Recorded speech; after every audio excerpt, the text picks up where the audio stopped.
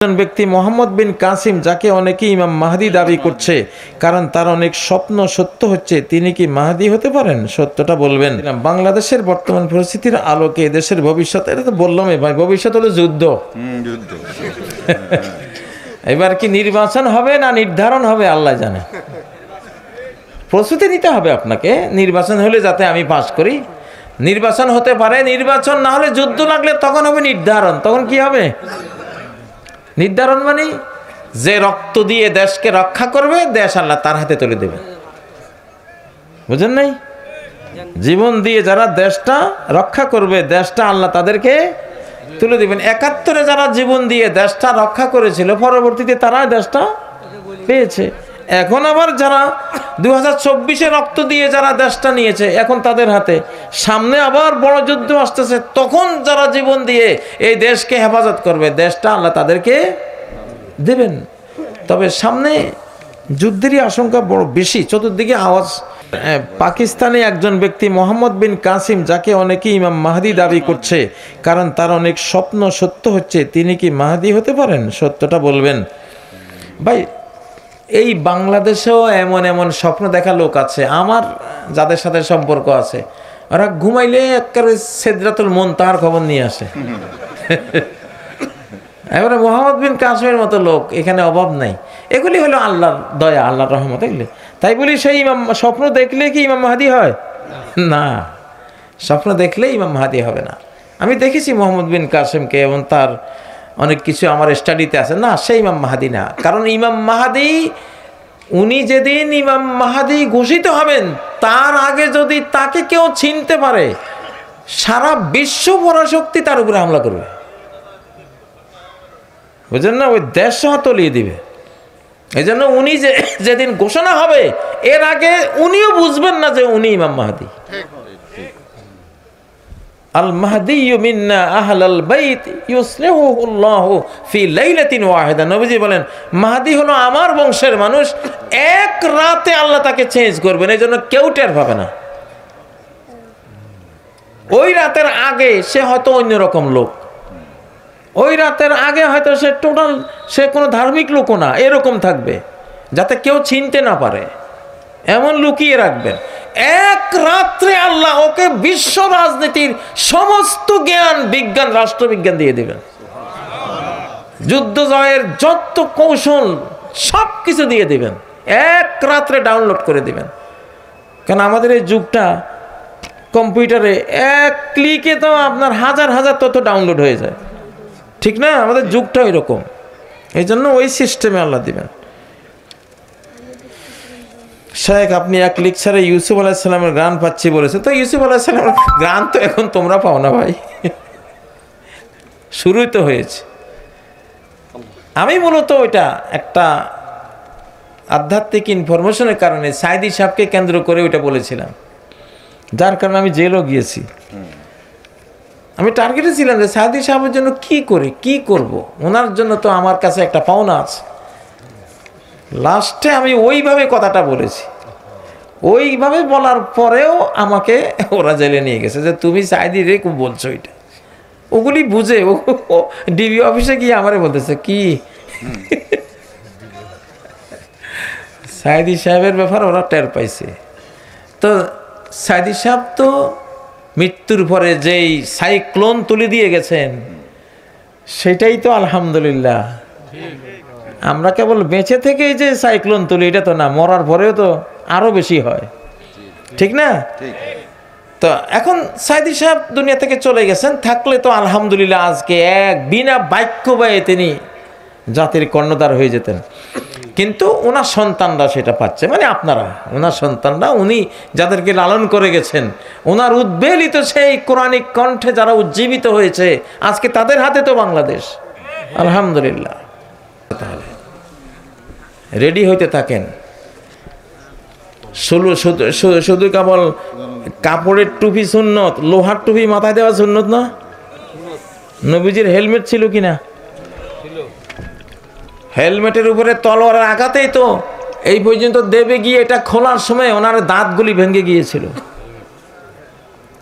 লোহার হেলমেট, লোহার টুপিও সুন্নত, লোহার জামা নবীজি ছিল না সাজোয়া। লোহার সাজোয়া, লোহার বর্ম, এটাও সুন্নত। ও ভাইয়েরা, ঘর দুয়ারে খালি সোফা সেট, আলমিরা, তারপরে ওয়ারড্রোব, টেবিল, এইটা সেইটা, কত কি সেট, হাতিয়ার একটাও নেই। অথচ আপনাদের ঘরে সব আছে, হাতিয়ার নাই। নবীর ঘরে কিছুই ছিল না, শুধু হাতিয়ার ছিল। তাহলে কতটা উল্টা আমরা। নবীর ঘরে কোনো আলমারিও নাই, খাটও নাই, পালঙ্ক নাই, কোনো ওয়ারড্রোবও নাই, কিছুই নাই। কিন্তু ওনার তলোয়ার ঠিক ছিল, বল্লম ঠিক ছিল, তীর ঠিক ছিল, সাজোয়া ছিল, ঢাল ছিল, হেলমেট ছিল, লোহার যত যুদ্ধাস্ত্র সব ছিল। ইসরায়েলিরা বলছে, আমরা ইসরায়েল রাষ্ট্র তৈরি করার সময় নবীর ঘরকে আদর্শ মনে করি আমরা ইসরায়েল রাষ্ট্র বানাইছি। আর কিছু থাক না থাক, সারা বিশ্বের সর্বাধুনিক সব অস্ত্র আমাদের ইসরায়েল রাষ্ট্রে থাকবে। তো ইহুদিরা আমাদের নবীর ঘরকে ফলো করেছে, আর আমরা উল্টোটা করেছি। ঠিক নয় কি? আমি বর্তমান সরকারকে বলেছি, আমরা অনেকেই বলছেন ট্রেনিং দেন, গণ ট্রেনিং দিতে হবে। গণ ট্রেনিং না দিলে এই দেশ রক্ষা করা যাবে না। বিরাট শত্রু আমাদের চারপাশে, ঠিক নয় কি? গণ ট্রেনিং দিয়ে আমরা ভারত বিরোধী যোদ্ধারা সব জাহান্নাম থেকে মুক্ত, জান্নাতি। আল্লাহ নবী বলে গেছেন, 1400 বছর আগে সুসংবাদ দিয়ে গেছেন, ইসাবাতান মিন উম্মতি আহরাজাহুম আল্লাহু মিনান নার। আমার উম্মতের দুই দল লোককে আল্লাহ জাহান্নাম থেকে মুক্ত ঘোষণা ডিক্লার করে দিয়েছেন। ইসাবাতুন তাকজুল হিন্দ, হিন্দুস্তান যখন ঝাঁপাই পড়বে, অত্যাচার করবে, আমাদেরকে খুন করতে আসবে, এদেরকে রুখে দিবে যারা, এদের বিরুদ্ধে যারা লড়াইতে ঝাঁপিয়ে পড়বে, সব জান্নাতি, জাহান্নাম থেকে মুক্ত। কারা কারা রাজি আছেন? আল্লাহু আকবার, আল্লাহু আকবার।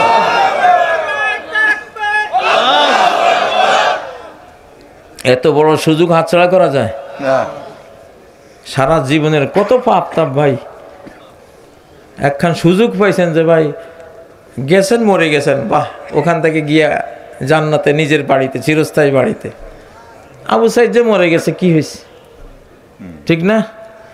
রংপুরের সবাই এখন আবু সাইদ হইতে হবে, একেবারে আন্ডা বাচ্চা সুদ্ধা সব। এটাই এখন করণীয়।